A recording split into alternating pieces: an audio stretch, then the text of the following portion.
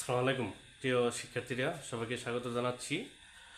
আমি আজকে নিয়ে আসলাম তোমাদেরকে, যেহেতু আগামী 26 তারিখ তোমাদের বাংলা প্রথম পত্র পরীক্ষা এইচএসসি, যারা এইচএসসি 2025 পরীক্ষার্থী আছো সবার জন্য সাজেশন নিয়ে আসছি। সাজেশনটাই হচ্ছে বাংলা প্রথম পত্র। আর এই সাজেশনটা হচ্ছে যত শিক্ষা বোর্ড আছে, বাংলাদেশের যতগুলো শিক্ষা বোর্ড আছে সবগুলো শিক্ষা বোর্ডের জন্য গুরুত্বপূর্ণ। আমি আশা করি এই কয়েকটা টপিক থেকে সৃজনশীল প্রশ্ন অর্থাৎ তোমাদের সিকিউ প্রশ্ন আসবে।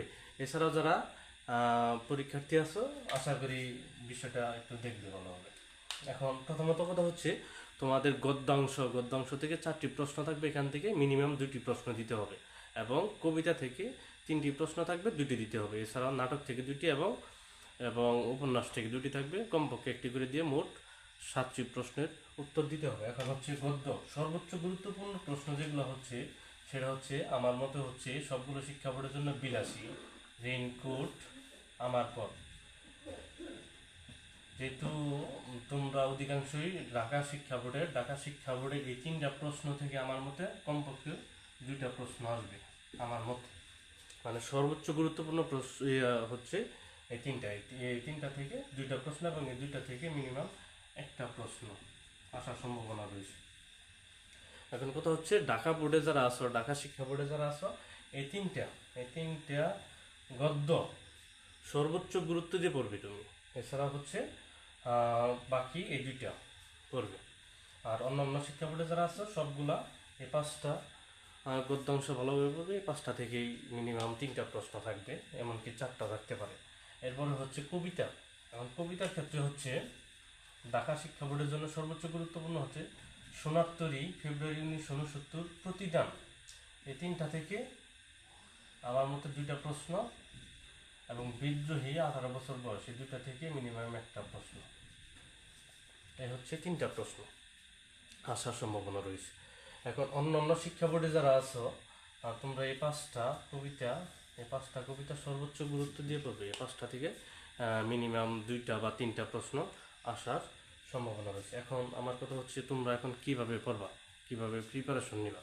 প্রথমত কথা হচ্ছে তোমরা কেউ ভয় পাবা না, পরীক্ষার হলে ভয় পাবা না, একটু স্বাভাবিক থাকার চেষ্টা করবা।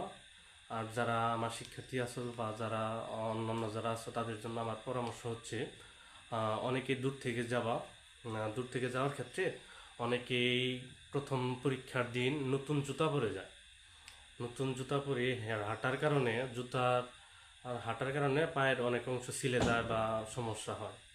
এই বিষয়গুলো একটু খেয়াল করবা। আর হচ্ছে যারা একটু যথেষ্ট পরিমাণ সময় হাতে নিয়ে যাবা, যদি কখনো একটু যানজট থাকে তাহলে ঘাবড়ানোর কিছু নাই, সেভাবে যাবা। আর কথা হচ্ছে তোমরা সৃজনশীল প্রশ্ন, আমাকে অনেকে জিজ্ঞেস করছে যে সৃজনশীল প্রশ্নগুলো লেখবা কীভাবে। সৃজনশীল প্রশ্ন প্রত্যেকটা প্রশ্নেরই কয়েকটা অংশ থাকে, তা হচ্ছে কি, যেমন প্রত্যেকটা প্রশ্নের অংশ হচ্ছে জ্ঞানমূলক প্রশ্ন। যেমন আমি যদি বলি জ্ঞানমূলক প্রশ্ন কি ক, এরকম কি খ, গ, আর হচ্ছে গ। ক হচ্ছে জ্ঞানমূলক প্রশ্ন, খ অনুধাবনমূলক, তারপর হচ্ছে কি উচ্চতর দক্ষতা, এরপর হচ্ছে প্রয়োগ। এখন ক নম্বর প্রশ্নে এক নম্বরের জন্য একটু বিস্তারিত লেখার চেষ্টা করবা। যদি আসে যে সোনার তরী কবিতার কবি কে, বা সোনার তরী কবিতাটি কোন ছন্দে রচিত, এখন তুমি কবির নাম লিখে দিলে রবীন্দ্রনাথ ঠাকুর, শুধু রবীন্দ্রনাথ ঠাকুর লিখে দিলা। বা সোনার তরী কবিতাটি কোন ছন্দে রচিত, শুধু মাত্রাবৃত্ত লিখে দিলা। এত সংক্ষিপ্ত না লিখে তাহলে তুমি একটু পুরো লেখার চেষ্টা করবা। যেমন সোনার তরী কবিতাটির কবি হচ্ছেন রবীন্দ্রনাথ ঠাকুর, বা যদি প্রশ্ন আসে কোন ছন্দে রচিত তাহলে লিখবা যে সোনার তরী কবিতাটি মাত্রাবৃত্ত ছন্দে রচিত। প্রথমত কথা হচ্ছে এরকম, তাহলে এই প্রশ্নগুলার অ্যান্সার কতটুকু করে লিখবা। ক নম্বর প্রশ্নের জন্য এক বাক্যই শেষ। ক নম্বর প্রশ্ন সর্বনিম্ন 3, সর্বোচ্চ 5 বাক্য। তাহলে কি কতটুকু, সর্বনিম্ন 3 বাক্য। বাক্য মানে কি, একটা লাইন শুরু করে একটা দাড়ি পর্যন্ত এক বাক্য, তারপর আরেকটা শুরু করে আরেকটা দাড়ি পর্যন্ত, এটাই হচ্ছে বাক্য। তাহলে ক নম্বর প্রশ্ন বা অনুধাবনমূলক প্রশ্নে তুমি সর্বোচ্চ 5 বাক্য লিখবা। অনেকেই উদ্দীপক লেখে, অনেক কিছু লেখে, এত কিছু লেখার প্রয়োজন নেই। তাহলে 3 থেকে 5 বাক্য লিখবা। এরপর হচ্ছে গ নম্বর প্রশ্ন 8 থেকে 12 বাক্য। 8 থেকে থেকে 12 বাক্য, অর্থাৎ 1.5 পৃষ্ঠার মতো, 1.5 পৃষ্ঠার মতো লিখবা। আর হচ্ছে 1.5 পৃষ্ঠা বলতে এই পিঠ ও পিঠ 1.5 পৃষ্ঠায়, এই পৃষ্ঠা থেকে শুরু করলা, পরের পৃষ্ঠার অর্ধেক এরকম বা 2 পৃষ্ঠার মতো লিখতে পারবা। আর গ নম্বর প্রশ্ন 12 থেকে 15 বা 18 এরকম লিখতে পারবা। এখন সময়গুলো বন্টন করবা কিভাবে? এখন কথা হচ্ছে তোমার সময় কতটুকু। মোট পরীক্ষার সময় হচ্ছে 3 ঘন্টা, এর মধ্যে এমসিকিউ হচ্ছে 30 মিনিট আর সিকিউ হচ্ছে 2 ঘন্টা 30 মিনিট। 2 ঘন্টা 30 মিনিট মানে হচ্ছে তোমার 150 মিনিট। এখন 150 মিনিটে তোমার 7টা প্রশ্নের অ্যান্সার করতে হবে, কিন্তু কয়টা প্রশ্ন? 7টা। এখন প্রথমত কথা হচ্ছে তুমি খাতা পাওয়ার পরে সুন্দরভাবে তোমার রোল নাম্বার, রেজিস্ট্রেশন নাম্বার, বিষয় কোড এগুলো একটু ভরাট করবে সুন্দরভাবে। প্রশ্ন পাওয়ার পরে বিষয় কোডটা ভরাট করবে। এরপর হচ্ছে এমসিকিউ দাগাবা ঠিকঠাক মতো। যদি কখনো তোমার রোল নাম্বার বা রেজিস্ট্রেশন নাম্বার ভুল হয়, তাহলে তোমার যে শিক্ষক আছে ডিউটিরত, ওনাকে জানাবা যে এটা ভুল হয়েছে, উনি সমাধান করে দেবে ইনশাল্লাহ। তো এতে কোনো যদি ভুল হয় ঘাবড়ানোর কোনো কারণ নাই। এখন কথা হচ্ছে তোমার সিকিউর জন্য বা সৃজনশীলের জন্য 7টা প্রশ্ন দিতে হবে, সময় হচ্ছে 2 ঘন্টা 30 মিনিট। এখন 2 ঘন্টা 30 মিনিটের মধ্যে তুমি সময় বন্টন করবা কিভাবে? এখন আমার প্রথমত কথা হচ্ছে, আমরা প্রথম প্রশ্নটা, যে সৃজনশীল প্রশ্নটা দেখবো, দেখার পরে যে প্রশ্নটা তুমি সবচেয়ে ভালো পারো, সবচেয়ে ভালো যে প্রশ্নটা পারো, ক খ গ গ এগুলো যেভাবে পারো, ওইটা যেটা সবচেয়ে ভালো পারো ওই প্রশ্নটা আগে দিবা, প্রথমে দিবা। এখন কথা হচ্ছে প্রথম প্রশ্ন, প্রথম প্রশ্ন তুমি কয় মিনিটে দিবা? প্রথম প্রশ্ন আমার হিসেবে তুমি সর্বোচ্চ 28 মিনিট, 28 মিনিটের মধ্যে শেষ করো, মানে আমার দৃষ্টিতে 28 মিনিট। আর এরপরে হচ্ছে দ্বিতীয় প্রশ্ন, দ্বিতীয় প্রশ্ন 25 মিনিটের মধ্যে শেষ করার চেষ্টা করবা। এরপর তৃতীয় প্রশ্ন, তৃতীয় প্রশ্ন হচ্ছে 22 মিনিট। এরপর চতুর্থ প্রশ্ন 20, এরপর পঞ্চম 18, ষষ্ঠ প্রশ্ন 18 মিনিট, আর সপ্তম 15 থেকে 15-16 মিনিট। এর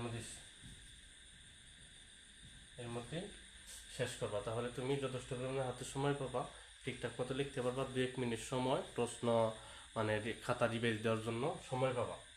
এইভাবে প্রশ্নের অ্যান্সারগুলো লিখবা। আর আমি সৃজনশীল লিখতে যেভাবে নিয়ম বলছি, যেভাবে একটু পয়েন্ট আকারে লেখার চেষ্টা করবা।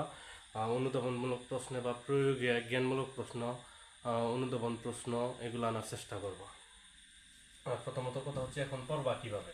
তোমাদের এমসিকিউর জন্য হচ্ছে 30 নাম্বার, 30 নাম্বারের জন্য যে কয়েকটা গদ্যাংশ আছে এবং কবিতা আছে এবং উপন্যাস, নাটক আছে, এগুলো একটু ভালোভাবে পড়বা। প্রত্যেকটা উপন্যাস, নাটক এবং কবিতা, গদ্যাংশ থেকে প্রশ্ন থাকবে, শুধু 52 দিনগুলো একদম স্কিপ করবা। এখান থেকে সৃজনশীল এবং এমসিকিউ আসবে না বা আসার কোনো সম্ভাবনা নাই, বাকি সবগুলা পড়বা। এখন বাকিগুলা পড়বা কিভাবে? প্রত্যেকটা পাঠ পরিচিতি সৃজনশীলের জন্য এবং হচ্ছে এমসিকিউর জন্য, অর্থাৎ কি সৃজনশীল এমসিকিউর জন্য পাঠ পরিচিতিটা সর্বোচ্চ গুরুত্ব দিয়ে পড়বা, ভালোভাবে পড়বা।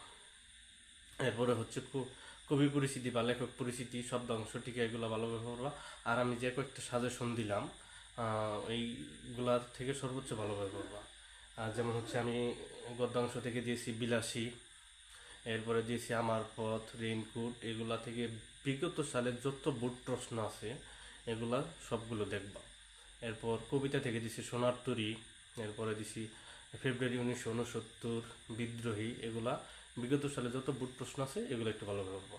এখন হচ্ছে প্রত্যেকটা কবিতা, প্রত্যেকটা গদ্য কোন গ্রন্থ থেকে নেওয়া হয় সেটা একটু ভালোভাবে পড়বা। লেখক পরিচিতিটা ভালোভাবে পড়বা, লেখকের জন্ম মৃত্যু এগুলো একটু ভালোভাবে পড়বা, আসল নাম, ছদ্মনাম, উপাধি এগুলো একটু ভালোভাবে পড়বা, কোন গ্রন্থ থেকে নেওয়া হয়েছে এগুলো একটু ভালোভাবে পড়বা, বিখ্যাত গ্রন্থ কি এগুলো একটু ভালোভাবে পড়বা। এভাবে পড়লে আশা করি ভালো কিছু হবে। সবাইকে ধন্যবাদ। আসসালামু আলাইকুম।